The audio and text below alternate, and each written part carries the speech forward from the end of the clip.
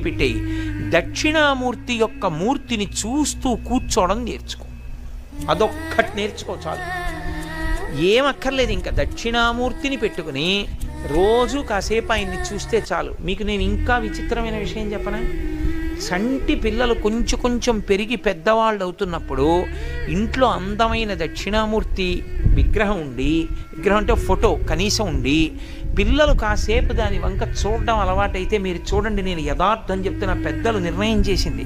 వాళ్ళు కళ్ళు తిప్పి ఆడుకుంటూ పాకడం కూర్చోవడం వచ్చినప్పుడు చూసినప్పుడు వాళ్ళు నిశ్చలంగా కాసేపు ఇలా దక్షిణామూర్తి వంకే చూస్తారు.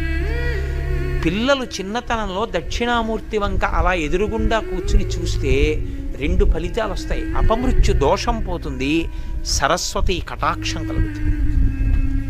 అందుకే అసలు ఇంట దక్షిణామూర్తి ఫోటో లేని ఇల్లు ఉండరాదు.